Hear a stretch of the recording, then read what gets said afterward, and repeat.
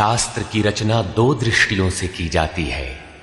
एक तो सामाजिक व्यवस्था और संस्कृति को कायम रखना, जिससे लोग पूर्वजों के पद चिन्हों का अनुकरण कर सकें, तथा दूसरा ये कि वे शाश्वत शांति को प्राप्त कर लें।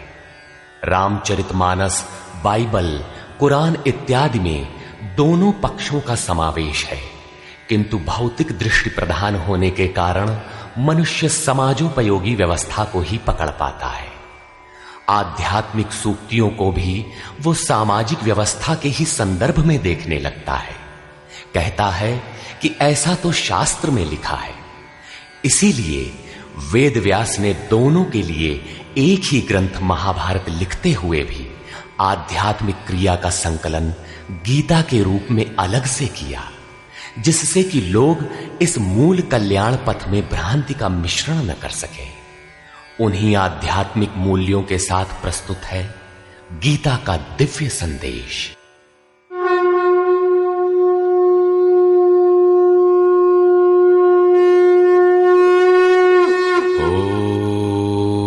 ओम श्री परमात्मने नमः। यथार्थ गीता, श्रीमद् भगवद गीता, अथ तृतीयो अध्यायः। अध्याय 2 में भगवान श्री कृष्ण ने बताया कि यह बुद्धि तेरे लिए ज्ञान मार्ग के विषय में कही गई। कौन सी बुद्धि? यही कि युद्ध कर, जीतोगे तो महामहिम की स्थिति प्राप्त कर लोगे और हारोगे तो देवत्व है। जीत में सर्वस्व है और हार में भी देवत्व है, कुछ मिलता ही है। अतः इस दृष्टि से लाभ और हानि दोनों में कुछ न कुछ मिलता है, किंचित भी क्षति नहीं है। फिर कहा, अब इसी को तू निष्काम कर्मयोग के विषय में सुन, जिस बुद्धि से युक्त होकर तू कर्मों के बंधन से अच्छी प्रकार छूट जाएगा। फिर उसकी विशेषताओं पर प्रकाश डाला। कर्म करते समय आवश्यक सावधानियों पर बल दिया कि फल की वासना वाला ना हो, कामनाओं से रहित होकर कर्म में प्रवृत्त हो और कर्म करने में तेरी अश्रद्धा भी ना हो, जिससे तू कर्म बंधन से मुक्त हो जाएगा। मुक्त तो होगा, किंतु रास्ते में अपनी स्थिति नहीं दिखाई पड़ी। अतः अर्जुन को निष्काम कर्मयोग की अपेक्षा ज्ञान मार्ग सरल और प्राप्ति वाला प्रतीत हुआ। उसने प्रश्न किया, जनार्दन, निष्काम कर्म की अपेक्षा ज्ञान मार्ग आपकी दृष्टि में श्रेष्ठ है, तो मुझे भयंकर कर्मों में क्यों लगाते हैं? प्रश्न स्वाभाविक था। मान लें एक ही स्थान पर जाने के दो रास्ते हैं। यदि आपको वास्तव में जाना है तो आप अवश्य प्रश्न करेंगे कि इनमें सुगम कौन है। यदि नहीं करते तो आप पथिक नहीं। ठीक इसी प्रकार अर्जुन ने भी प्रश्न रखा। अर्जुन उवाच,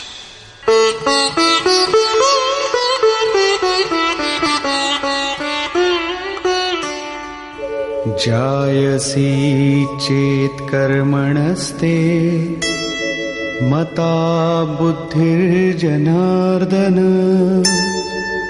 तत्किं कर्मणि घोरे मां नियोजयसि केशव।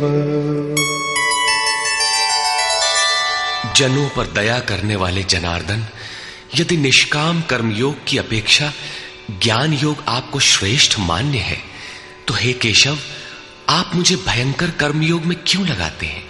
निष्काम कर्मयोग में अर्जुन को भयंकरता दिखाई पड़ी, क्योंकि इसमें कर्म करने में ही तेरा अधिकार है, फल में कभी नहीं। कर्म करने में अश्रद्धा भी ना हो और निरंतर समर्पण के साथ योग पर दृष्टि रखते हुए कर्म में लगा रहे। जबकि ज्ञान मार्ग में हारोगे तो देवत्व है, जीतने पर महामहिम स्थिति है। अपनी लाभ हानि स्वयं देखते हुए आगे बढ़ना है।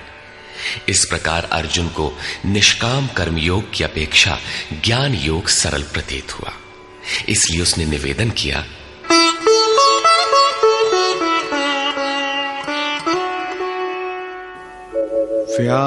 व्यामिश्रेणेव वाक्येन बुद्धिं मोहयसीव मे तदेकं वद निश्चित्य निश्चित्य येन श्रेयोऽहमाप्नुयाम्। आप इन मिले हुए से वचनों से मेरी बुद्धि मोहित सी करते हैं। आप तो मेरी बुद्धि का मोह दूर करने में प्रवृत्त हुए हैं। अतः इनमें से एक निश्चय करके कहिए जिससे मैं श्रेय परम कल्याण मोक्ष को प्राप्त हो जाऊं। इस पर श्री कृष्ण ने कहा, श्री भगवान उवाच,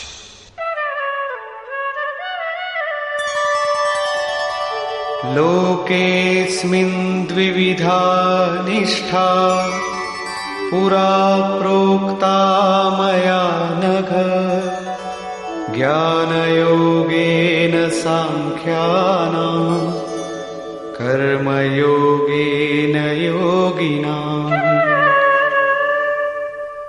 निष्पाप अर्जुन, इस संसार में सत्य शोध की दो धाराएं मेरे द्वारा पहले कही गई हैं। पहले का तात्पर्य कभी सत्य युग या त्रेता में नहीं, बल्कि अभी जिसे दूसरे अध्याय में कहे आए हैं। ज्ञानियों के लिए ज्ञान मार्ग और योगियों के लिए निष्काम कर्म योग बताया गया है। दोनों ही मार्गों के अनुसार कर्म तो करना ही पड़ेगा, कर्म अनिवार्य है।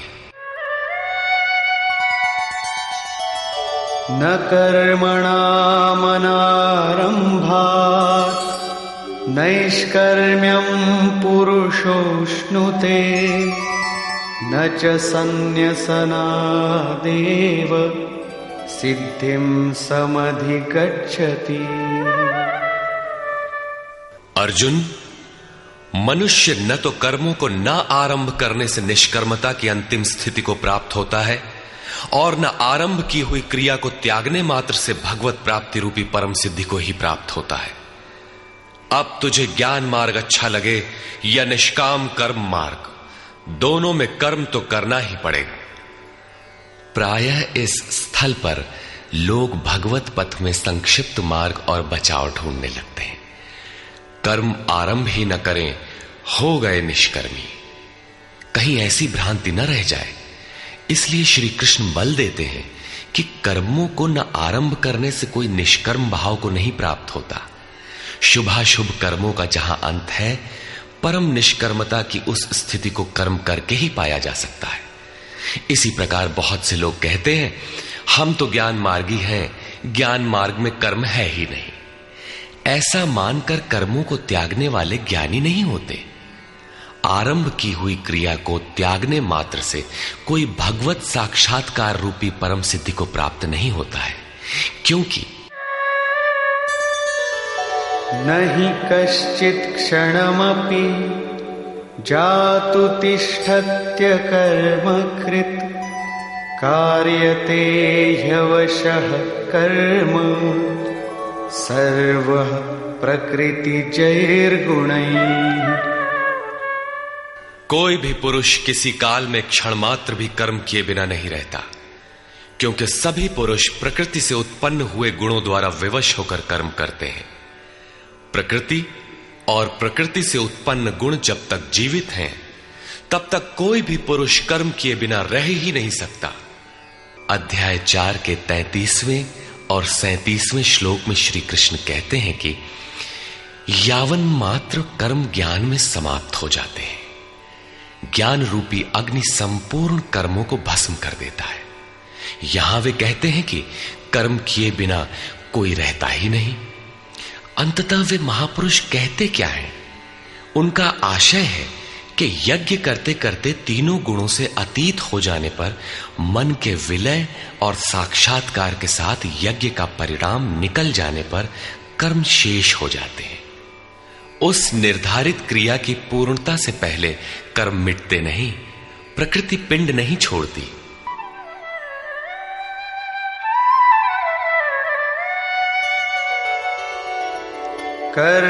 कर्मेन्द्रियाणि संयम्य य आस्ते मनसा स्मरन् इन्द्रियार्थान् विमूढात्मा मिथ्याचार स उच्यते। इतने पर भी विशेष रूप से मूढ़ लोग जो कर्मेंद्रियों को हठ से रोककर इंद्रियों के भोगों का मन से स्मरण करते रहते हैं, वे मिथ्याचारी हैं, पाखंडी हैं, न कि ज्ञानी। सिद्ध है कि कृष्ण काल में भी ऐसी रूढ़ियां थीं। लोग करने योग्य क्रिया को छोड़कर इंद्रियों को हठ से रोककर बैठ जाते थे और कहने लगते थे कि मैं ज्ञानी हूं, पूर्ण हूं। किंतु श्री कृष्ण कहते हैं कि वे धूर्त हैं। ज्ञान मार्ग अच्छा लगे या निष्काम कर्म योग, दोनों ही मार्गों में कर्म तो करना ही पड़ेगा।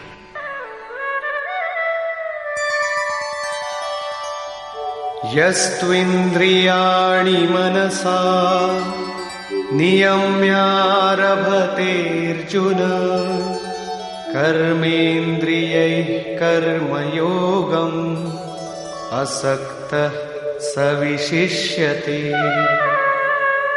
अर्जुन, जो पुरुष मन से इंद्रियों को वश में करके जब मन में भी वासनाओं का स्फुरण न हो सर्वथा अनासक्त हुआ कर्मेंद्रियों से कर्मयोग का आचरण करता है, वो श्रेष्ठ है। ठीक है, समझ में आया कि कर्म का आचरण करें, किंतु यह प्रश्न खड़ा होता है कि कौन सा कर्म करें। इस पर कहते हैं,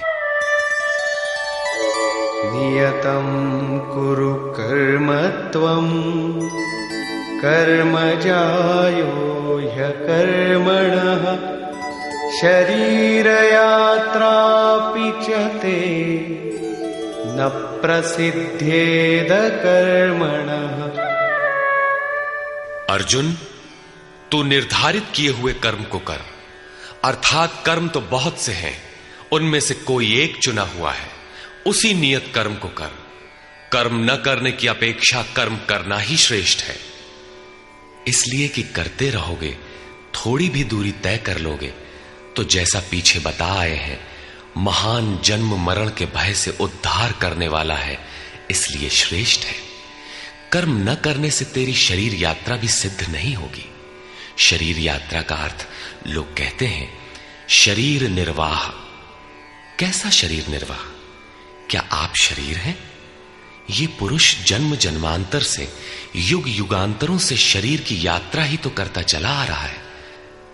जैसे वस्त्र जीर्ण हुआ तो दूसरा तीसरा धारण किया, इसी प्रकार कीट पतंग से लेकर मानव तक, ब्रह्मा से लेकर यावन मात्र जगत परिवर्तनशील है। ऊपर नीचे योनियों में बराबर ये जीव शरीरों की ही तो यात्रा कर रहा है। कर्म कोई ऐसी वस्तु है जो इस यात्रा को सिद्ध कर देती है, पूर्ण कर देती है। मान लें एक भी जन्म लेना पड़ा तो यात्रा तो जारी है, अभी तो पथिक चल ही रहा है, वो दूसरे शरीरों की यात्रा कर रहा है। यात्रा पूर्ण तब होती है जब गंतव्य आ जाए। परमात्मा में स्थिति के अनंतर इस आत्मा को शरीरों की यात्रा नहीं करनी पड़ती, अर्थात शरीर त्याग और शरीर धारण वाला क्रम समाप्त हो जाता है। अतः कर्म कोई ऐसी वस्तु है कि इस पुरुष को पुनः शरीरों की यात्रा नहीं करनी पड़ती। मोक्ष से शुभात। अर्जुन, इस कर्म को करके तू संसार बंधन अशुभ से छूट जाएगा। कर्म कोई ऐसी वस्तु है जो संसार बंधन से मुक्ति दिलाती है। अब प्रश्न खड़ा होता है कि वो निर्धारित कर्म है क्या। इस पर कहते हैं, यज्ञार्थात् कर्मणोऽन्यत्र लोकोऽयं कर्म बन्धनः तदर्थं कर्म कौन्तेय मुक्तसंग समाचर। अर्जुन, यज्ञ की प्रक्रिया ही कर्म है। वो हरकत कर्म है जिससे यज्ञ पूर्ण हो। सिद्ध है कि कर्म एक निर्धारित प्रक्रिया है। इसके अतिरिक्त जो कर्म होते हैं, क्या वे कर्म नहीं है? श्री कृष्ण कहते हैं, नहीं, वे कर्म नहीं है। अन्यत्र लोकोयम कर्म बंधनः। इस यज्ञ की प्रक्रिया के अतिरिक्त दुनिया में जो कुछ भी किया जाता है, सारा जगत जिसमें रात दिन व्यस्त है, वो इसी लोक का एक बंधन है, न कि कर्म। कर्म तो मोक्ष से शुभात, अशुभ अर्थात संसार बंधन से छुटकारा दिलाने वाला है। मात्र यज्ञ की प्रक्रिया ही कर्म है। वो हरकत कर्म है जिससे यज्ञ पूरा होता है। अतः अर्जुन, उस यज्ञ की पूर्ति के लिए संग दोष से अलग रहकर भली प्रकार कर्म का आचरण कर। संग दोष से अलग हुए बिना यह कर्म होता ही नहीं। अब हम समझ गए कि यज्ञ की प्रक्रिया ही कर्म है, किंतु यहां पुनः एक नवीन प्रश्न उत्पन्न हो गया कि वो यज्ञ क्या है जिसे किया जाए। इसके लिए पहले यज्ञ को न बताकर श्री कृष्ण बताते हैं कि यज्ञ आया कहां से, ये देता क्या है। उसकी विशेषताओं पर प्रकाश डाला और चौथे अध्याय में जाकर स्पष्ट किया कि यज्ञ क्या है जिसे हम कार्य रूप दें और हमसे कर्म होने लगे। योगेश्वर श्री कृष्ण की शैली से स्पष्ट है कि जिस वस्तु का चित्रण करना है वे पहले उसकी विशेषताओं का चित्रण करते हैं जिससे श्रद्धा जागृत हो। तत्पश्चात वे उसमें बरती जाने वाली सावधानियों पर प्रकाश डालते हैं और अंत में मुख्य सिद्धांत प्रतिपादित करते हैं। स्मरण रहे कि यहां पर श्री कृष्ण ने कर्म के दूसरे अंग पर प्रकाश डाला कि कर्म एक निर्धारित क्रिया है। जो कुछ किया जाता है वो कर्म नहीं है। अध्याय 2 में पहली बार कर्म का नाम लिया, उसकी विशेषताओं पर बल दिया, उसमें बरती जाने वाली सावधानियों पर प्रकाश डाला, लेकिन यह नहीं बताया कि कर्म क्या है। योगेश्वर श्री कृष्ण ने कहा, अर्जुन, तो निर्धारित किए हुए कर्म को कर। अब प्रश्न उठता है कि निर्धारित कर्म क्या है जिसे हम करें। तब बताया कि यज्ञ को कार्य रूप देना कर्म है। अब प्रश्न उठता है कि वो यज्ञ क्या है। यहां यज्ञ की उत्पत्ति विशेषता बताकर शांत हो जाएंगे और आगे अध्याय 4 में यज्ञ का निखरा हुआ रूप मिलेगा जिसे करना कर्म है। कर्म की यह परिभाषा गीता को समझने की कुंजी है। यज्ञ के अतिरिक्त दुनिया में लोग कुछ न कुछ करते ही रहते हैं। कोई खेती करता है तो कोई व्यापार, कोई पदासीन है तो कोई सेवक, कोई अपने को बुद्धिजीवी कहता है तो कोई श्रमजीवी, कोई समाज सेवा को कर्म मानता है तो कोई देश सेवा को। और इन्हीं कर्मों में लोग सकाम और निष्काम कर्म की भूमिका भी बनाए पड़े हैं। किंतु श्री कृष्ण कहते हैं ये कर्म नहीं है। अन्यत्र लोकोयम कर्म बंधनः। यज्ञ की प्रक्रिया के सिवाय जो कुछ भी किया जाता है वो इसी लोक का बंधनकारी कर्म है, न कि मोक्षद कर्म। वस्तुतः यज्ञ की प्रक्रिया ही कर्म है। अब यज्ञ न बताकर पहले यह बताते हैं कि यज्ञ आया कहां से।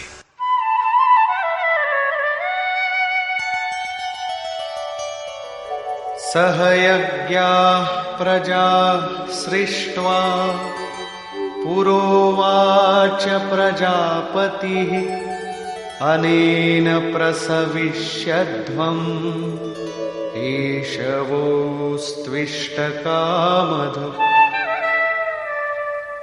प्रजापति ब्रह्मा ने कल्प के आदि में यज्ञ सहित प्रजा को रचकर कहा कि इस यज्ञ द्वारा वृद्धि को प्राप्त हो।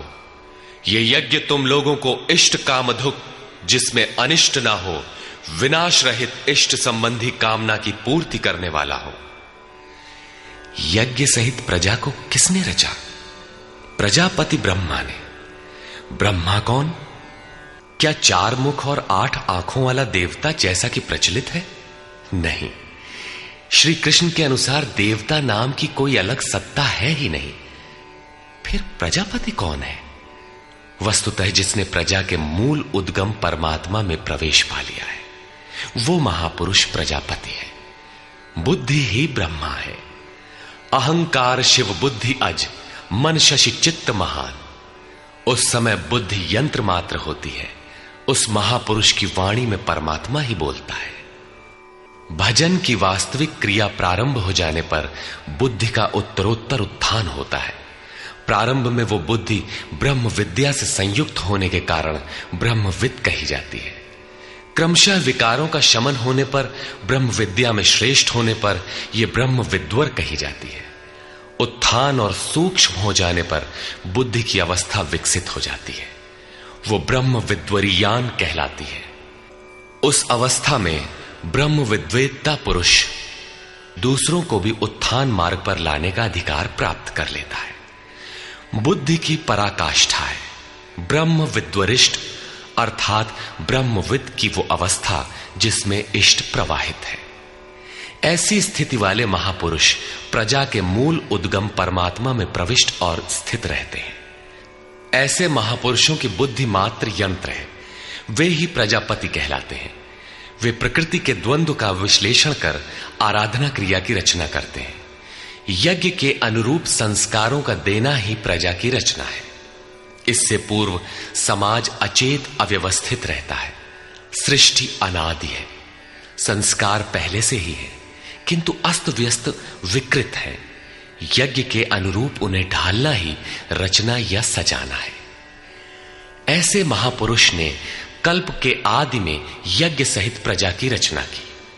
कल्प निरोग बनाता है, वैद्य कल्प देते हैं, कोई कायाकल्प करता है। ये क्षणिक शरीरों का कल्प है।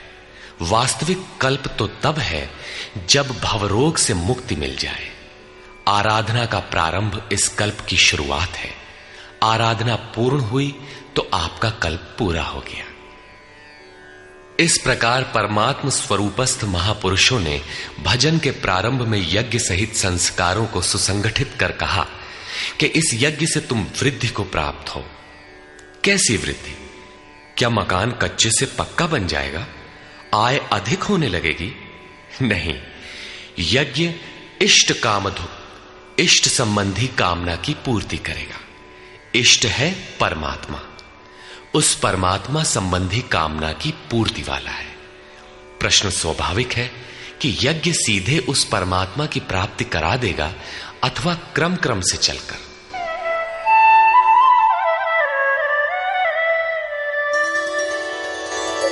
देवान् भावयतानेन ते देवा भावयन्तु वः परस्परं भावयन्तः श्रेयः परमवाप्स्यथ।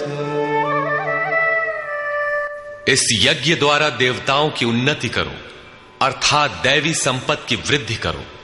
वे देवता लोग तुम लोगों की उन्नति करेंगे। इस प्रकार आपस में वृद्धि करते हुए परम श्रेय, जिसके बाद कुछ भी पाना शेष न रहे, ऐसे परम कल्याण को प्राप्त हो जाओ। ज्यों ज्यों हम यज्ञ में प्रवेश करेंगे, आगे यज्ञ का अर्थ होगा आराधना की विधि। त्यों त्यों हृदय देश में दैवी संपत्ति अर्जित होती चली जाएगी। परम देव एकमात्र परमात्मा है। उस परम देव में प्रवेश दिला देने वाली जो संपद है, अंतःकरण की जो सजातीय प्रवृत्ति है, उसी को दैवी संपत्ति कहते हैं। वो परम देव को संभव करती है, इसलिए दैवी संपत्ति कही जाती है, न कि बाहरी देवता जैसा लोग कल्पना कर लेते हैं। योगेश्वर श्री कृष्ण के शब्दों में उनका कोई अस्तित्व नहीं है। आगे कहते हैं,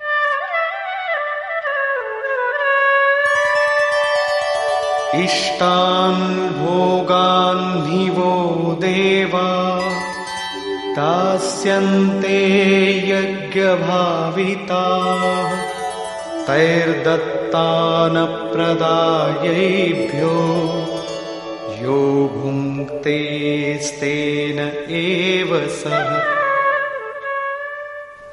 यज्ञ द्वारा संवर्धित देवता दैवी संपत्ति आपको इष्टान भोगान ही दास्यन्ते, इष्ट अर्थात आराध्य संबंधी भोगों को देंगे, अन्य कुछ नहीं। तैहि दत्तान, वे ही एकमात्र देने वाले हैं। इष्ट को पाने का अन्य कोई विकल्प नहीं है। इन दैवी गुणों को बिना बढ़ाए जो इस स्थिति का भोग करता है, वो निश्चय ही चोर है। जब उनसे पाया ही नहीं तो भोगेगा क्या? किंतु कहता अवश्य है कि हम तो तत्वदर्शी हैं।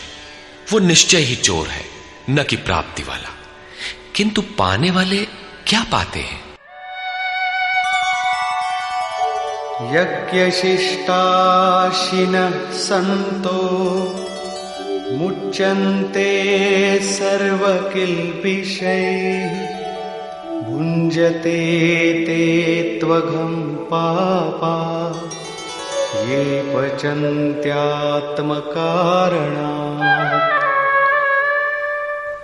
यज्ञ से बचे हुए अन्न को खाने वाले संतजन सब पापों से मुक्त हो जाते हैं। दैवी संपत्ति की वृद्धि करते करते परिणाम में प्राप्ति काल ही पूर्ति काल है। जब यज्ञ पूर्ण हो गया तो शेष बचा हुआ ब्रह्म ही अन्न है। इसी को श्री कृष्ण ने दूसरे शब्दों में कहा, यज्ञ शिष्टामृत भुजो यान्ति ब्रह्म सनातनम। यज्ञ जिसकी सृष्टि करता है उस अशन को पान करने वाला ब्रह्म में प्रविष्ट हो जाता है। यहां वे कहते हैं कि यज्ञ से शेष बचे हुए अशन को, ब्रह्म पीयूष को पान करने वाला सब पापों से छुटकारा पा जाता है। संत जन तो छूट जाते हैं, किंतु पापी लोग मोह के माध्यम से उत्पन्न शरीरों के लिए पचते हैं। वे पाप खाते हैं। उन्होंने भजन भी किया, आराधना को समझा, अग्रसर भी हुए, किंतु बदले में एक मीठी सी चाह पैदा हो गई कि आत्म कारणात्, शरीर के लिए और शरीर के संबंधों को लेकर कुछ मिले। उसे मिल तो जाएगा, किंतु उतने भोग के पश्चात वो अपने को वहीं खड़ा पाएगा जहां से चलना प्रारंभ किया था। इससे बड़ी क्षति क्या होगी? जब शरीर ही नश्वर है तो इसके सुख भोग कब तक साथ देंगे? वे आराधना तो करते हैं, किंतु बदले में पाप ही खाते हैं। पलटि सुधाते सठ विष लेहि, वो नष्ट तो नहीं होगा किंतु आगे नहीं बढ़ेगा। इसीलिए श्री कृष्ण निष्काम भाव से कर्म भजन करने पर बल देते हैं। अभी तक श्री कृष्ण ने बताया कि यज्ञ परम श्रेय देता है और उसकी रचना महापुरुषों द्वारा होती है, किंतु वे महापुरुष प्रजा की रचना में क्यों प्रवृत्त होते हैं? इस पर कहते हैं,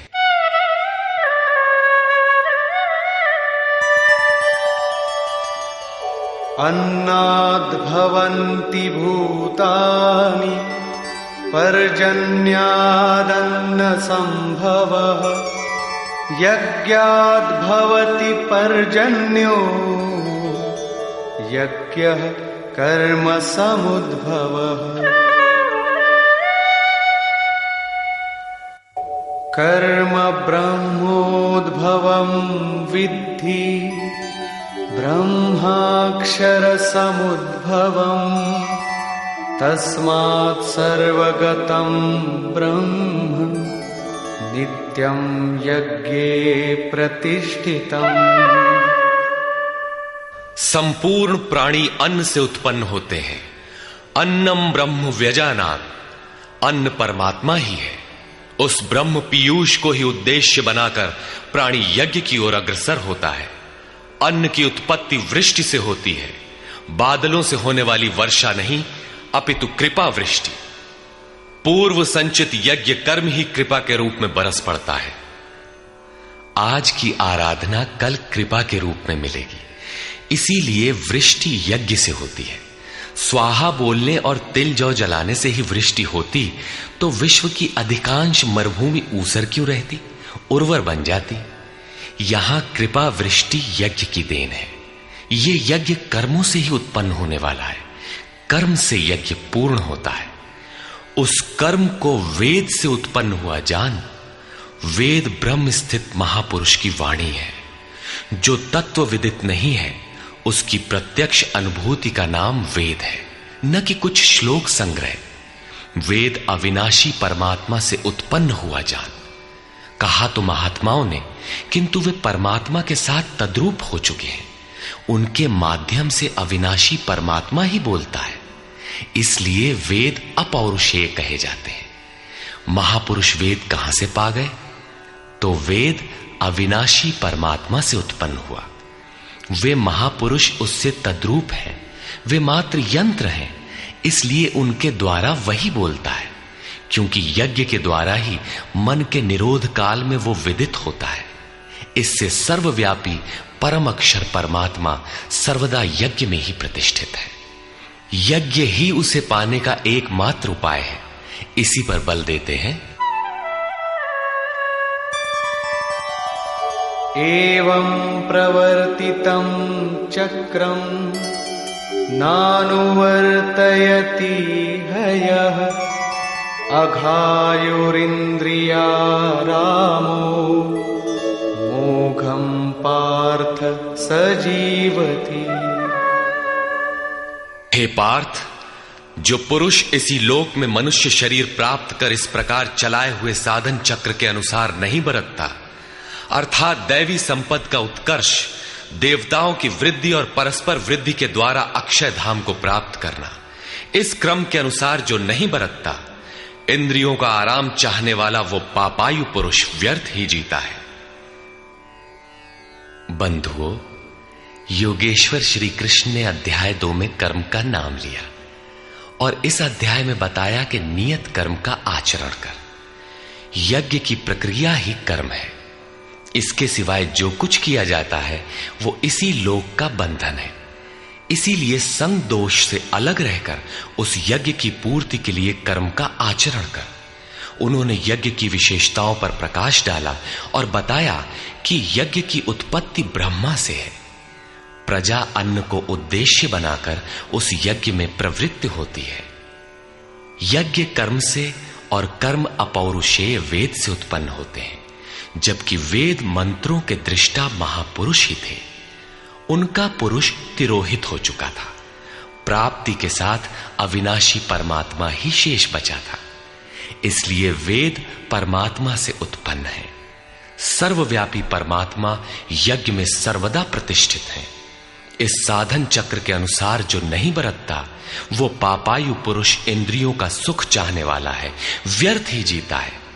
अर्थात यज्ञ ऐसी विधि विशेष है जिसमें इंद्रियों का आराम नहीं है, अपितु अक्षय सुख है। इंद्रियों के संयम के साथ इसमें लगने का विधान है। इंद्रियों का आराम चाहने वाले पापायु हैं। अभी तक श्री कृष्ण ने नहीं बताया है कि यज्ञ है क्या, परंतु क्या यज्ञ करते ही रहेंगे या इसका कभी अंत भी होगा? इस पर योगेश्वर कहते हैं, यस्त्वात्मरतिरेव स्यात् आत्मतृप्तश्च मानवः आत्मन्येव च सन्तुष्टः तस्य कार्यं न विद्यते। परंतु जो मनुष्य आत्मा में ही रत, आत्मतृप्त और आत्मा में ही संतुष्ट है, उसके लिए कोई कर्तव्य नहीं रह जाता। यही तो लक्ष्य था। जब अव्यक्त सनातन अविनाशी आत्म तत्व प्राप्त हो गया तो आगे ढूंढे किसे? ऐसे पुरुष के लिए न कर्म की आवश्यकता है न किसी आराधना की। आत्मा और परमात्मा एक दूसरे के पर्याय हैं। इसी का पुनः चित्रण करते हैं। नैव तस्य कृतेनार्थो नाकृतेनेह कश्चन न चास्य सर्वभूतेषु कश्चिदर्थव्यपाश्रयः।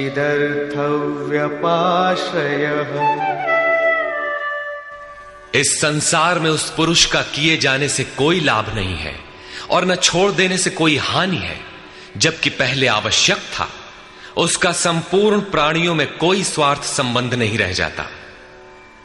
आत्मा ही तो शाश्वत, सनातन, अव्यक्त, अपरिवर्तनशील और अक्षय है।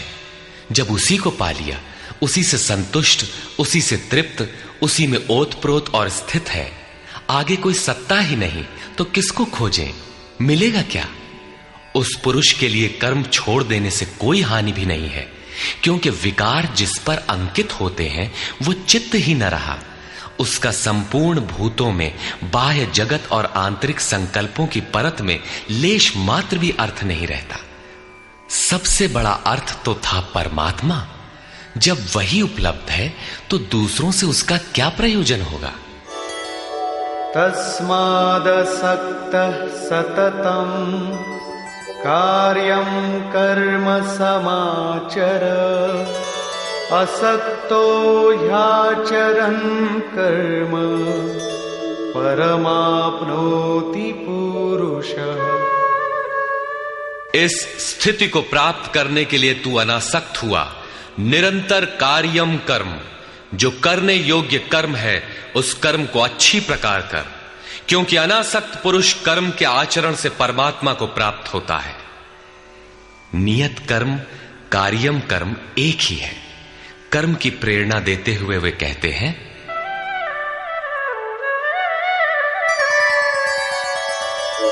कर्मणैव हि संसिद्धिम् आस्थिता जनकादयः लोकसंग्रहमेवापि संपश्यन् कर्तुमर्हसि।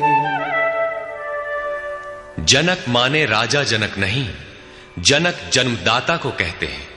योग ही जनक है, आपके स्वरूप को जन्म देता है, प्रकट करता है। योग से संयुक्त प्रत्येक महापुरुष जनक हैं। ऐसे योग संयुक्त बहुत से ऋषियों जनकादयः, जनक इत्यादि ज्ञानी जन महापुरुष भी कर्मणा एव संसिद्धिम, कर्मों के द्वारा ही परम सिद्धि को प्राप्त हुए हैं।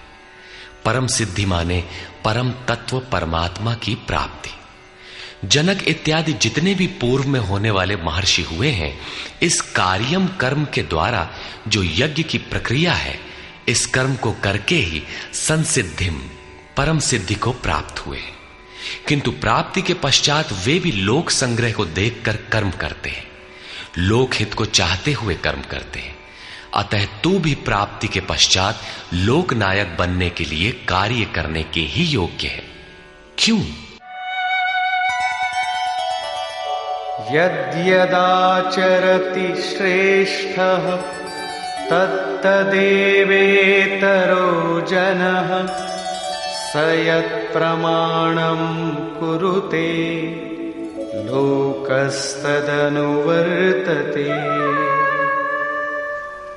श्रेष्ठ पुरुष जो जो आचरण करता है, अन्य पुरुष भी उसके अनुसार ही करते हैं।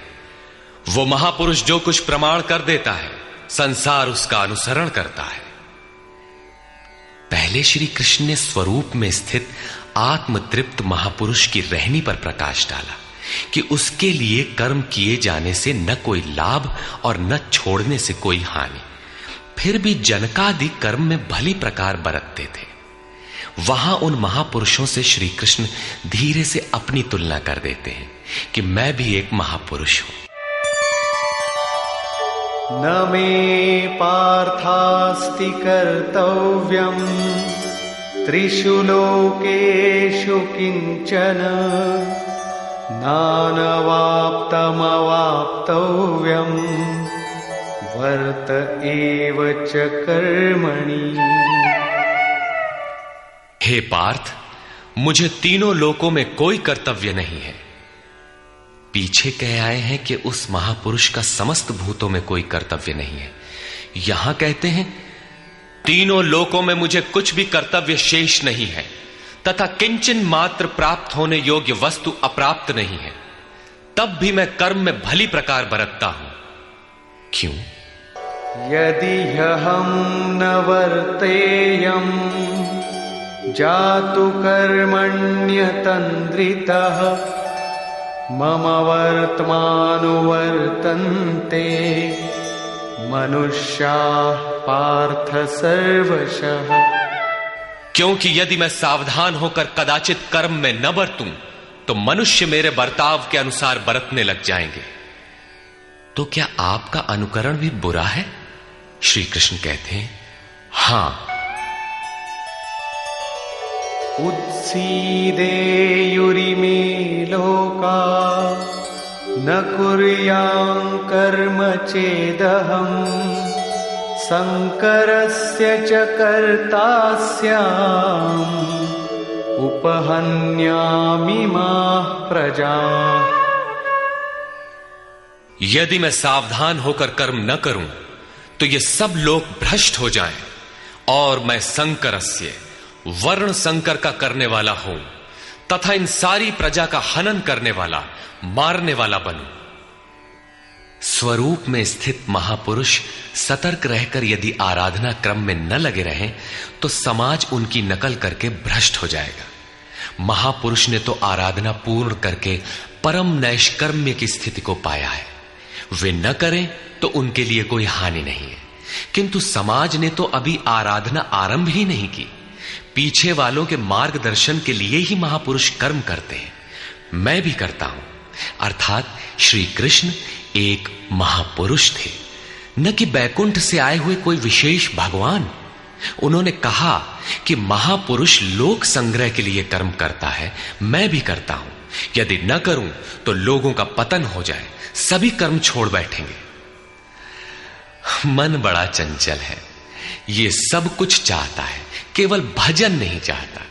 यदि स्वरूपस्थ महापुरुष कर्म न करें तो देखा देखी पीछे वाले भी तुरंत कर्म छोड़ देंगे। उन्हें बहाना मिल जाए कि ये भजन नहीं करते, पान खाते हैं, इत्र लगाते हैं, सामान्य बातें करते हैं, फिर भी महापुरुष कहलाते हैं। ऐसा सोचकर वे भी आराधना से हट जाते हैं, पतित हो जाते हैं। श्री कृष्ण कहते हैं कि यदि मैं कर्म न करूं तो सब भ्रष्ट हो जाए और मैं वर्ण संकर का कर्ता बनूं। स्त्रियों के दूषित होने से वर्ण संकर तो देखा सुना जाता है। अर्जुन भी इसी के भय से विकल था कि स्त्रियां दूषित होंगी तो वर्ण संकर पैदा होंगे। किंतु श्री कृष्ण कहते हैं यदि मैं सावधान होकर आराधना में लगा न रहूं तो वर्ण संकर का कर्ता हूं। वस्तुतः आत्मा का शुद्ध वर्ण है परमात्मा। अपने शाश्वत स्वरूप के पथ से भटक जाना वर्ण संकरता है। यदि स्वरूपस्थ महापुरुष क्रिया में नहीं बरतता तो लोग उनके अनुकरण में क्रिया रहित हो जाएंगे, आत्म पथ से भटक जाएंगे, वर्ण संकर हो जाएंगे, वे प्रकृति में खो जाएंगे। स्त्रियों का सतीत्व एवं नस्ल की शुद्धता एक सामाजिक व्यवस्था है, अधिकारों का प्रश्न है। समाज के लिए उसकी उपयोगिता भी है। किंतु माता पिता की भूलों का संतान की साधना पर कोई प्रभाव नहीं पड़ता। आपन करनी पार उतरनी। हनुमान, व्यास, वशिष्ठ, नारद, शुकदेव, कबीर, ईसा इत्यादि अच्छे महापुरुष हुए, जबकि सामाजिक कुलीनता से इनका संपर्क नहीं है। आत्मा अपने पूर्व जन्म के गुण धर्म लेकर आता है। श्री कृष्ण कहते हैं मनः षष्ठानीन्द्रियाणि प्रकृतिस्थानी कर्षति।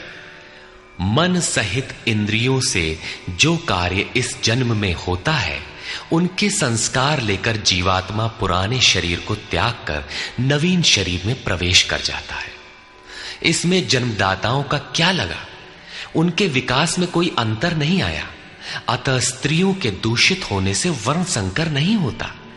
स्त्रियों के दूषित होने और वर्ण संकर से कोई संबंध नहीं है। शुद्ध स्वरूप की ओर अग्रसर न होकर प्रकृति में बिखर जाना ही वर्ण संकर है। यदि महापुरुष सावधान होकर क्रिया, नियत कर्म में बरतते हुए लोगों से क्रिया न कराएं तो वो उस सारी प्रजा का हनन करने वाला, मारने वाला बने। साधना क्रम में चलकर उस मूल अविनाशी की प्राप्ति ही जीवन है और प्रकृति में बिखरे रहना, भटक जाना मृत्यु है। किंतु वो महापुरुष इस सारी प्रजा को यदि क्रिया पथ पर नहीं चलाता, उस सारी प्रजा को बिखराव से रोककर सतपथ पर नहीं चलाता, तो वो सारी प्रजा का हनन करने वाला हत्यारा है, हिंसक है। और क्रमशः चलते हुए जो चला लेता है वो शुद्ध अहिंसा है। गीता के अनुसार शरीर का निधन, नश्वर कलेवरों का निधन मात्र परिवर्तन है, हिंसा नहीं। सक्ता कर्मण्य विद्वांसो यथा कुर्वन्ति भारत कुर्याद् विद्वांस तथा सक्तः चिकीर्षुर्लोक संग्रहम्। हे भारत, कर्म में आसक्त हुए अज्ञानी जन जैसे कर्म करते हैं, वैसे ही अनासक्त हुआ विद्वान, पूर्ण ज्ञाता भी लोक हृदय में प्रेरणा और कल्याण संग्रह चाहता हुआ कर्म करे। यज्ञ की विधि जानते और करते हुए भी हम अज्ञानी हैं। ज्ञान का अर्थ है प्रत्यक्ष जानकारी। जब तक लेश मात्र भी हम अलग हैं, आराध्य अलग है, तब तक अज्ञान विद्यमान है। जब तक अज्ञान है तब तक कर्म में आसक्ति रहती है। अज्ञानी जितनी आसक्ति से आराधना करता है उसी प्रकार अनासक्त।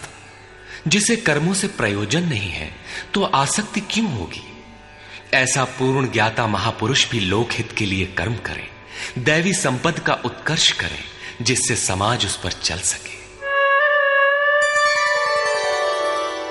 न बुद्धिभेदं जनयेद् अज्ञानां कर्मसंगिनां जोषयेत् सर्वकर्माणि विद्वान् युक्तः समाचरन्।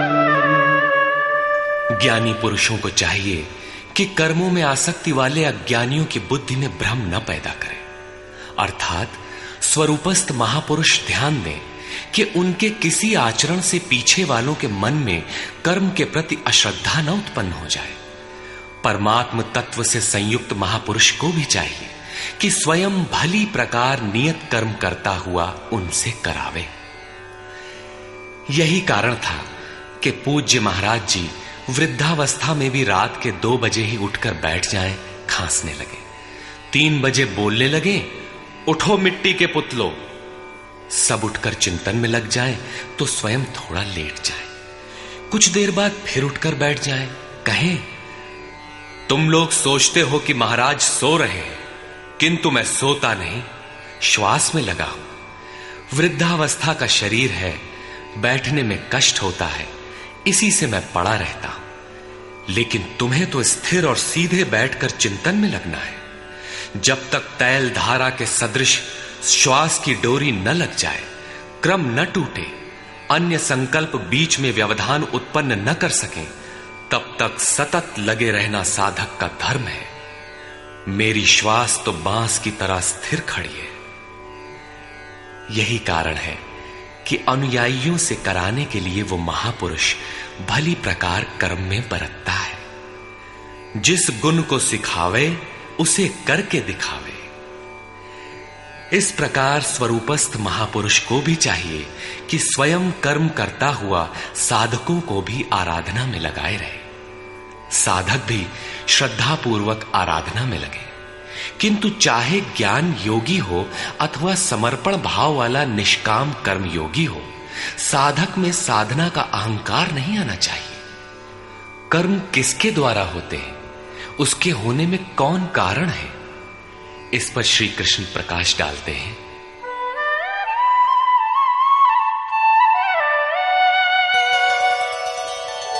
प्रकृते क्रियमाणानि गुणैः कर्माणि सर्वशः अहंकार विमूढ़ात्मा कर्ताहमिति मन्यते। आरंभ से पूर्ति पर्यंत संपूर्ण कर्म प्रकृति के गुणों द्वारा किए जाते हैं। फिर भी अहंकार से विशेष मूढ़ पुरुष मैं करता हूं ऐसा मान लेता है। ये कैसे माना जाए कि आराधना प्रकृति के गुणों द्वारा होती है? ऐसा किसने देखा? इस पर कहते हैं, तत्त्ववित्तु महाबाहो गुणकर्म विभागयोः गुणागुणेषु वर्तन्ते इति मत्वा न सज्जते। हे महाबाहु, गुण और कर्म के विभाग को तत्वविद परम तत्व परमात्मा की जानकारी वाले महापुरुषों ने देखा और संपूर्ण गुण गुणों में बरत रहे हैं। ऐसा मानकर वे गुण और कर्मों के कर्तापन में आसक्त नहीं होते। यहां तत्व का अर्थ परम तत्व परमात्मा है, न कि 5 या 25 तत्व जैसा कि लोग गणना करते हैं।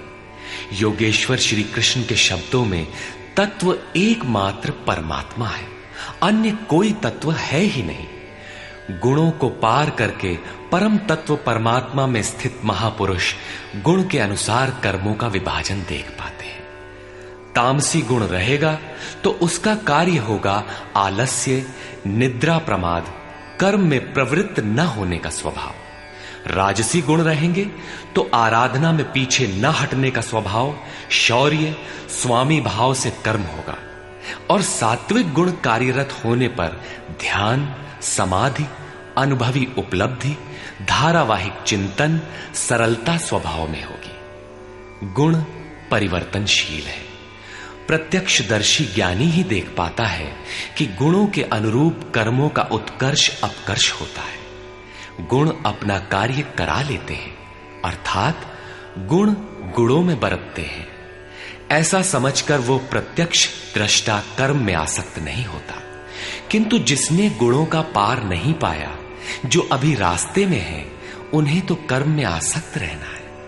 इसलिए प्रकृतेर्गुण सम्मूढ़ाः सज्जन्ते गुण कर्मसु तान् कृत्स्नविदो मंदान् कृत्स्नविन्न विचालयेत्। प्रकृति के गुणों से मोहित हुए पुरुष गुण और कर्मों में क्रमशः निर्मल गुणों की ओर उन्नति देखकर उनमें आसक्त होते हैं। उन अच्छी प्रकार न समझने वाले मंदान शिथिल प्रयत्न वालों को अच्छी प्रकार जानने वाला ज्ञानी चलायमान न करे। उन्हें हतोत्साहित न करे, बल्कि प्रोत्साहन दे, क्योंकि कर्म करके ही उन्हें परम नैष्कर्म्य की स्थिति पाना है। अपनी शक्ति और स्थिति का आकलन करके कर्म में प्रवृत्त होने वाले ज्ञान मार्गी साधकों को चाहिए कि कर्म को गुणों की देन माने, अपने को कर्ता मानकर अहंकारी न बन जाए। निर्मल गुणों को प्राप्त होने पर भी उनमें आसक्त न हो। किंतु निष्काम कर्मयोगी को कर्म और गुणों के विश्लेषण में समय देने की कोई आवश्यकता नहीं है। उसे तो बस समर्पण के साथ कर्म करते जाना है। कौन गुण आ जा रहा है, ये देखना इष्ट की जिम्मेदारी हो जाती है। गुणों का परिवर्तन और क्रम क्रम से उत्थान वो इष्ट की ही देन मानता है और कर्म होने को भी उन्हीं की देन मानता है। अतः कर्तापन का अहंकार या गुणों में आसक्ति होने की समस्या उसके लिए नहीं रहती, जबकि अनवरत लगा रहता है। इसी पर और साथ ही युद्ध का स्वरूप बताते हुए श्री कृष्ण कहते हैं, मयि सर्वाणि कर्माणि सन्न्यस्याध्यात्मचेतसा निराशीर्निर्ममो भूत्वा युध्यस्व विगतज्वरः। इसलिए अर्जुन, तू अध्यात्म चेतसा अंतरात्मा में चित्त का निरोध करके ध्यानस्थ होकर संपूर्ण कर्मों का मुझ में अर्पण करके आशा रहित, ममता रहित और संताप रहित होकर युद्ध कर। जब चित्त ध्यान में स्थित है, लेश मात्र भी कहीं आशा नहीं, कर्म में ममत्व नहीं है, असफलता का संताप नहीं है, तो वो पुरुष कौन सा युद्ध करेगा? जब सब ओर से चित्त सिमटकर हृदय देश में निरुद्ध होता जा रहा है, तो वो लड़ेगा किस लिए, किससे और वहां है कौन? वास्तव में जब आप ध्यान में प्रवेश करेंगे, तभी युद्ध का सही स्वरूप खड़ा होता है। तो काम क्रोध, राग द्वेष, आशा तृष्णा इत्यादि विकारों का समूह, विजातीय प्रवृत्तियां जो कुरु कहलाती हैं, संसार में प्रवृत्ति देती ही रहती हैं। बाधा के रूप में भयंकर आक्रमण करती हैं। बस इनका पार पाना ही युद्ध है। इनको मिटाते हुए अंतरात्मा में सिमटते जाना, ध्यानस्थ होते जाना ही यथार्थ युद्ध है। इसी पर पुनः बल देते हैं, ये मे मतमिदं नित्यम् अनुतिष्ठन्ति मानवाः श्रद्धावन्तो न सूयन्तो मुच्यन्ते तेऽपि कर्मभिः। अर्जुन, जो कोई मनुष्य दोष दृष्टि से रहित होकर श्रद्धा भाव समर्पण से संयुक्त हुआ, सदा मेरे इस मत के अनुसार बरतते हैं कि युद्ध कर, वे पुरुष भी संपूर्ण कर्मों से छूट जाते हैं। योगेश्वर का यह आश्वासन किसी हिंदू, मुसलमान या ईसाई के लिए नहीं, अपितु मानव मात्र के लिए है। उनका मत है कि युद्ध कर। इससे ऐसा प्रतीत होता है कि ये उपदेश युद्ध वालों के लिए था। अर्जुन के समक्ष तो सौभाग्य से विश्व युद्ध की संरचना थी। आपके सामने तो कोई युद्ध नहीं है। आप गीता के पीछे क्यों पड़े हैं? क्योंकि कर्मों से छूटने का उपाय तो युद्ध करने वालों के लिए है, किंतु ऐसा कुछ नहीं है। वस्तुतः ये अंतर्देश की लड़ाई है। क्षेत्र और क्षेत्रज्ञ का, विद्या और अविद्या का, धर्म क्षेत्र और कुरुक्षेत्र का संघर्ष है। आप ज्यों-ज्यों ध्यान में चित्त का निरोध करेंगे, विजातीय प्रवृत्ति बाधा के रूप में प्रत्यक्ष होती है, भयंकर आक्रमण करती है। उसका शमन करते हुए चित्त का निरोध करते जाना ही युद्ध है। जो दोष दृष्टि से रहित होकर श्रद्धा के साथ इस युद्ध में लगता है, वो कर्मों के बंधन से, आवागमन से भली प्रकार छुटकारा पा जाता है। जो इस युद्ध में प्रवृत्त नहीं होता, उसकी क्या गति होती है? इस पर कहते हैं, ये त्वेतदभ्यसूयन्तो नानुतिष्ठन्ति मे मतम् सर्वज्ञानविमूढांस्तान् विद्धि नष्टान चेतसः। जो दोष दृष्टि वाले अचेतसः, मोह निशा में अचेत लोग मेरे इस मत के अनुसार नहीं बरतते, अर्थात ध्यानस्थ होकर आशा, ममता, संताप रहित होकर समर्पण के साथ युद्ध नहीं करते। सर्वज्ञान विमूढ़ान, ज्ञान पथ में सर्वथा मोहित उन लोगों को तू कल्याण से भ्रष्ट हुआ ही जान। जब यही सही है तो लोग करते क्यों नहीं? इस पर कहते हैं, सदृशं चेष्टते स्वस्याः प्रकृतेर्ज्ञानवानपि प्रकृतिं यान्ति भूतानि निग्रह किं करिष्यति।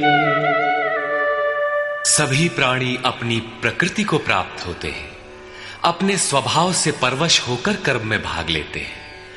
प्रत्यक्षदर्शी ज्ञानी भी अपनी प्रकृति के अनुसार चेष्टा करता है। प्राणी अपने कर्मों में बरतते हैं और ज्ञानी अपने स्वरूप में। जैसा जिसकी प्रकृति का दबाव है, वैसा ही कार्य करता है। यह स्वयं सिद्ध है। इसमें निराकरण कोई क्या करेगा? यही कारण है कि सभी लोग मेरे मत के अनुसार कर्म में प्रवृत्त नहीं हो पाते। वे आशा, ममता, संताप का, दूसरे शब्दों में राग द्वेष का त्याग नहीं कर पाते, जिससे कर्म का सम्यक आचरण नहीं हो पाता। इसी को और स्पष्ट करते हैं और दूसरा कारण बताते हैं, इंद्रियस्येन्द्रियस्यार्थे रागद्वेषौ व्यवस्थितौ तयोर्न वशमागच्छेत् तौ ह्यस्य परिपन्थिनौ। इंद्रिय और इंद्रियों के भोगों में राग और द्वेष स्थित हैं। इन दोनों के वश में नहीं होना चाहिए, क्योंकि इस कल्याण मार्ग में कर्मों से छूट जाने वाली प्रणाली में ये राग और द्वेष दुर्धर्ष शत्रु हैं, आराधना का अपहरण कर ले जाते हैं। जब शत्रु भीतर है तो बाहर कोई किसी से क्यों लड़ेगा? शत्रु तो इंद्रिय और भोगों के संसर्ग में है, अंतःकरण में है। अतः ये युद्ध भी अंतःकरण का युद्ध है, क्योंकि शरीर ही क्षेत्र है जिसमें सजातीय विजातीय दोनों प्रवृत्तियां, विद्या और अविद्या रहती हैं, जो माया के दो अंग हैं। इन्हीं प्रवृत्तियों का पार पाना, सजातीय प्रवृत्ति को साध कर विजातीय का अंत करना युद्ध है। विजातीय समाप्त होने पर सजातीय का उपयोग समाप्त हो जाता है। स्वरूप का स्पर्श करके सजातीय का भी उसके अंतराल में विलय हो जाना, इस प्रकार प्रकृति का पार पाना युद्ध है, जो ध्यान में ही संभव है। राग द्वेष के शमन में समय लगता है। इसलिए बहुत से साधक क्रिया को छोड़कर सहसा महापुरुष की नकल करने लग जाते हैं। श्री कृष्ण इससे सावधान करते हैं।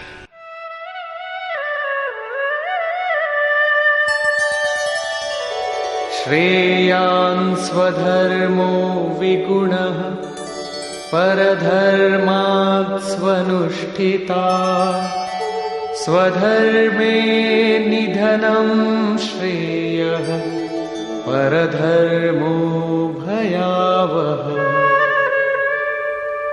अच्छी प्रकार आचरण किए हुए दूसरे के धर्म से गुण रहित भी अपना धर्म अधिक उत्तम है। स्वभाव से उत्पन्न कर्म में प्रवृत्त होने की क्षमता स्वधर्म है। अतः स्वधर्माचरण में मरना भी परम कल्याणकारक है। अपनी क्षमता के अनुसार कर्म में प्रवृत्त होने से साधक एक न एक दिन पार पा जाता है। जहां से साधन छूटेगा, शरीर मिलने पर वहीं से पुनः प्रारंभ होगा।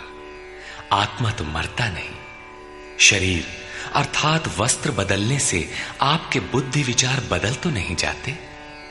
आगे वालों की तरह स्वांग बनाने से साधक भय को प्राप्त होगा। भय प्रकृति में होता है, परमात्मा में नहीं। प्रकृति का आवरण और घना हो उठेगा। स्वधर्म क्या है? अध्याय 2 में श्री कृष्ण ने स्वधर्म का नाम लिया था कि स्वधर्म को भी देखकर तू युद्ध करने योग्य है। क्षत्रिय के लिए इससे बढ़कर कल्याणकारी मार्ग नहीं है। स्वधर्म में अर्जुन क्षत्रिय पाया जाता है। संकेत किया कि अर्जुन, जो ब्राह्मण है, वेदों का उपदेश उनके लिए क्षुद्र जलाशय के तुल्य है। तू वेदों से ऊपर उठ और ब्राह्मण बन, अर्थात स्वधर्म में परिवर्तन संभव है। वहां पुनः कहा कि राग द्वेष के वश में न हो, इन्हें काट, स्वधर्म श्रेयस्कर है। इनका यह आशय नहीं है कि अर्जुन किसी ब्राह्मण की नकल करके उस जैसी वेशभूषा बना ले। एक ही कर्म पथ को महापुरुष ने 4 श्रेणियों में बांट दिया: निकृष्ट, मध्यम, उत्तम, अति उत्तम। इन श्रेणी के साधकों को क्रमशः शूद्र, वैश्य, क्षत्रिय और ब्राह्मण की संज्ञा दी। शूद्र वाली क्षमता से कर्म का आरंभ होता है और साधना क्रम में वही साधक ब्राह्मण बन सकता है। इससे भी आगे जब वो परमात्मा में प्रवेश पा जाता है तो न ब्राह्मणो न क्षत्रियः न वैश्यो न शूद्रः चिदानंद रूपः शिवः केवलोहम्। वो वर्णों से ऊपर हो जाता है। यही श्री कृष्ण भी कहते हैं कि चातुर्वर्ण्यम मया सृष्टम। 4 वर्णों की रचना मैंने की। तो क्या जन्म के आधार पर मनुष्यों को बांटा? नहीं। गुण कर्म विभागशः, गुणों के आधार पर कर्म बांटा गया। कौन सा कर्म? क्या सांसारिक कर्म? श्री कृष्ण कहते हैं नहीं, नियत कर्म। नियत कर्म क्या है?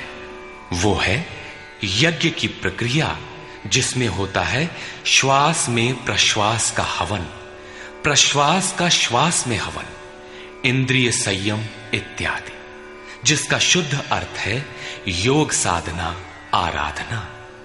इस आराधना कर्म को ही 4 श्रेणियों में बांटा गया। जैसी क्षमता वाला पुरुष हो उसे उसी श्रेणी से प्रारंभ करना चाहिए। यही सबका अपना अपना स्वधर्म है। यदि वो आगे वालों की नकल करेगा तो भय को प्राप्त होगा। सर्वथा नष्ट तो नहीं होगा, क्योंकि इसमें बीज का नाश तो नहीं होता। हां, वो प्रकृति के दबाव से भयाक्रांत, दीनहीन अवश्य हो जाएगा। शिशु कक्षा का विद्यार्थी स्नातक कक्षा में बैठने लगे तो स्नातक क्या बनेगा? वो प्रारंभिक वर्णमाला से भी वंचित रह जाएगा। अर्जुन प्रश्न रखता है कि मनुष्य स्वधर्म का आचरण क्यों नहीं कर पाता? अर्जुन उवाच अथ केन प्रयुक्तोऽयम् पापं चरति पूरुषः अनिच्छन्नपि वार्ष्णेय बलादिव नियोजितः। हे कृष्ण, फिर ये पुरुष बरबस घसीट कर लगाए हुए के सदृश न चाहता हुआ भी किसकी प्रेरणा से पाप का आचरण करता है? आपके मत के अनुसार क्यों नहीं चल पाता? इस पर योगेश्वर श्री कृष्ण कहते हैं, श्री भगवान उवाच। काम एष क्रोध एष रजो गुण समुद्भवः महाशनो महापाप्मा विद्येनमिह वैरिणम्।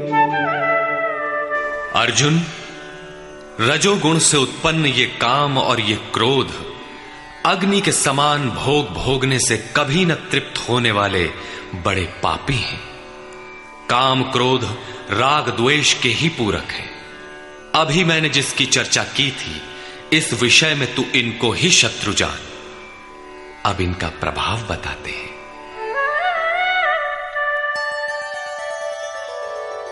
धूमेनाव्रियते वह्निः यथादर्शो मलेन च यथोल्बेनावृतो गर्भः तथा तेनेदमावृतम्।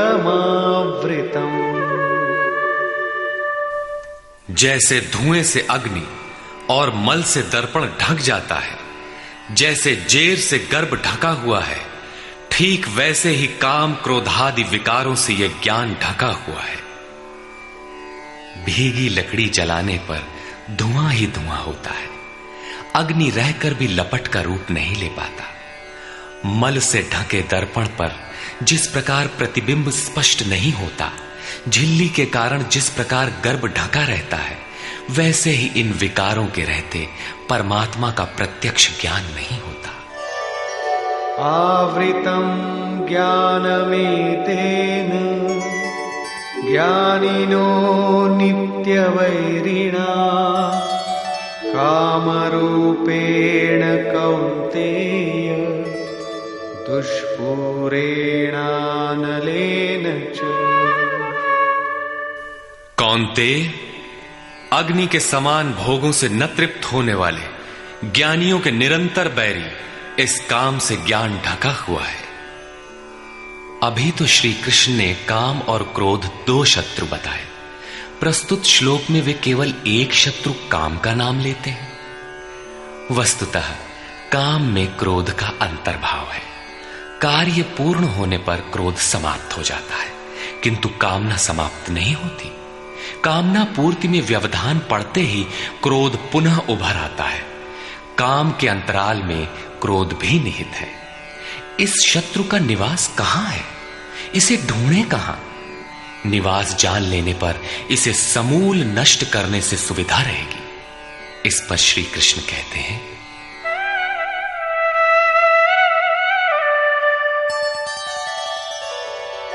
इंद्रियाणि मनो बुद्धि अस्याधिष्ठानमुच्यते एतैर्विमोहयत्येष ज्ञानमावृत्य देहिनम्। इंद्रियां, मन और बुद्धि इसके वास स्थान कहे जाते हैं।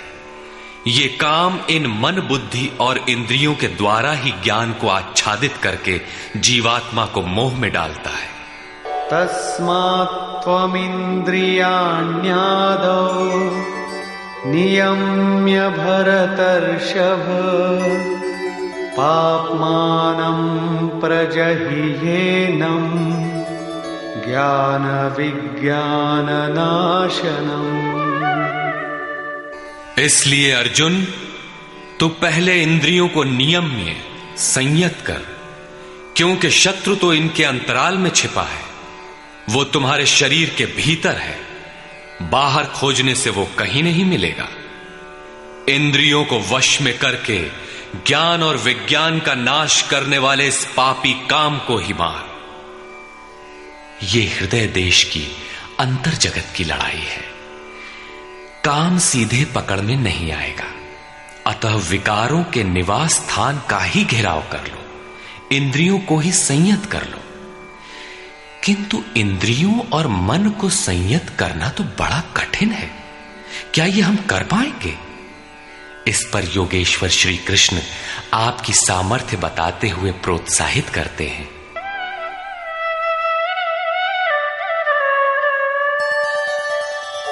इंद्रियाणि पराण्याहुः इंद्रियेभ्यः परं मनः मनसस्तु परा बुद्धिः यो बुद्धेः परतस्तु सः।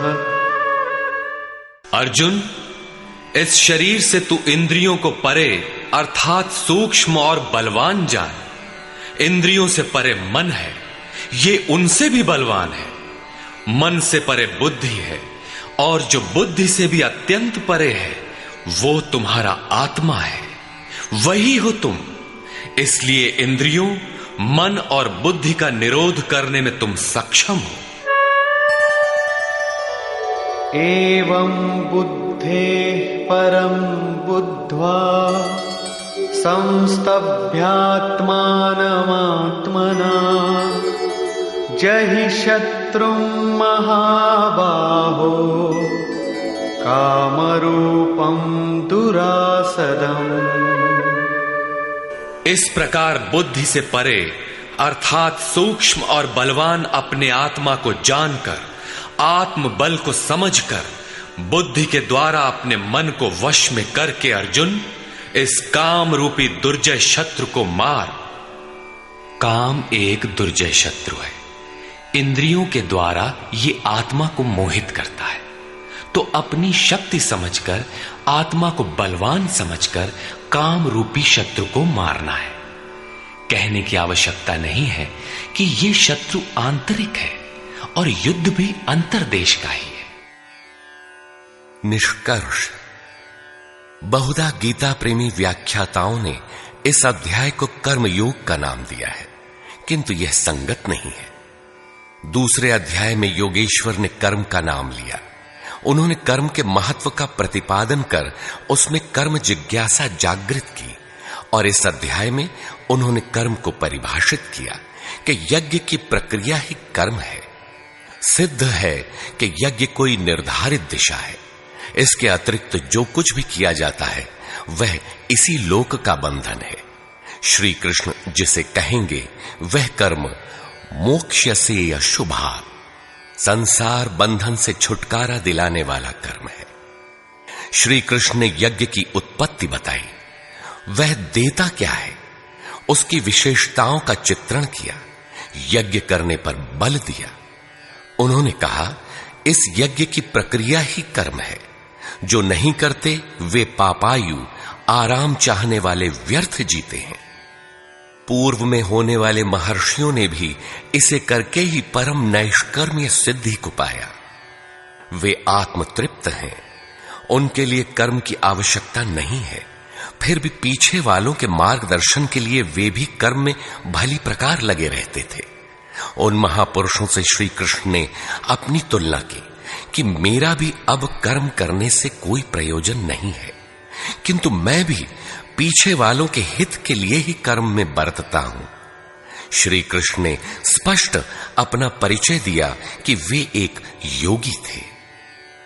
उन्होंने कर्म में प्रवृत्त साधकों को चलायमान न करने को कहा, क्योंकि कर्म करके ही उन साधकों को स्थिति प्राप्त करनी है।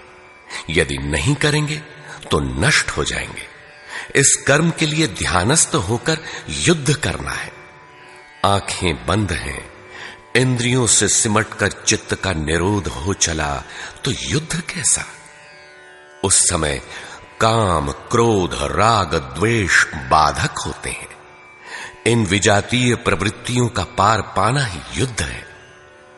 आसुरी संपद कुरुक्षेत्र विजातीय प्रवृत्ति को शनह शनह छांटते हुए ध्यानस्थ होते जाना ही युद्ध है। वस्तुतः ध्यान में ही युद्ध है। यही इस अध्याय का सारांश है, जिसमें न कर्म बताया न यज्ञ। यदि यज्ञ समझ में आ जाए तो कर्म समझ में आए। अभी तो कर्म समझाया ही नहीं गया।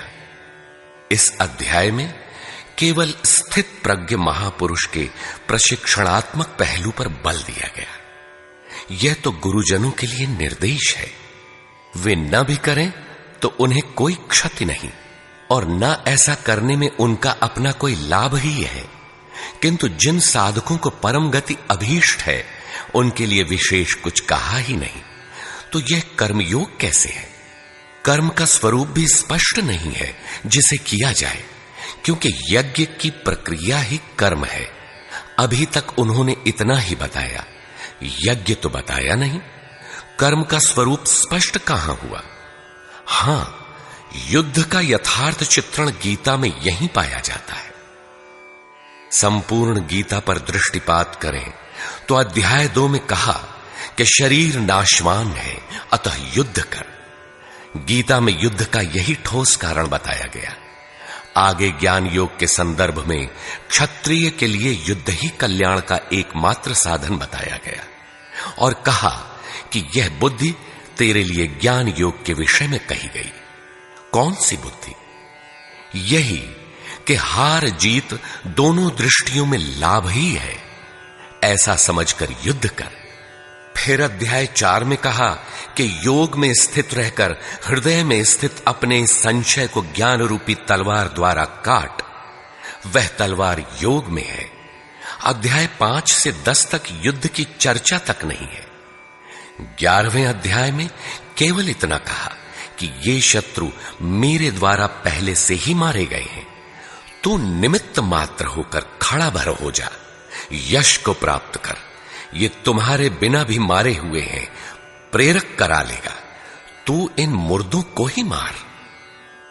अध्याय 15 में संसार सुविरूढ़ मूल वाला पीपल वृक्ष जैसा कहा गया, जिसे असंगता रूपी शस्त्र द्वारा काटकर उस परम पद को खोजने का निर्देश मिला। आगे के अध्यायों में युद्ध का उल्लेख नहीं है। हां, अध्याय 16 में असुरों का चित्रण अवश्य है, जो नरकगामी है। अध्याय 3 में ही युद्ध का विशद चित्रण है। श्लोक 30 से श्लोक 43 तक युद्ध का स्वरूप, उसकी अनिवार्यता, युद्ध न करने वालों का विनाश, युद्ध में मारे जाने वाले शत्रुओं के नाम, उन्हें मारने के लिए अपनी शक्ति का आह्वान और निश्चय ही उन्हें काटकर फेंकने पर बल दिया। इस अध्याय में शत्रु और शत्रु का आंतरिक स्वरूप स्पष्ट है, जिनके विनाश की प्रेरणा दी गई है। अतः ओम तत्सदिति श्रीमद् भगवद गीता सूपनिषत्सु ब्रह्म विद्यायाम योग शास्त्रे श्री कृष्ण अर्जुन संवादे शत्रु विनाश प्रेरणा नाम तृतीयो अध्याय। इस प्रकार स्वामी अड़गड़ानंद कृत श्रीमद् भगवद गीता के भाष्य यथार्थ गीता का 3रा अध्याय पूर्ण होता है। हरि ओम तत्सत।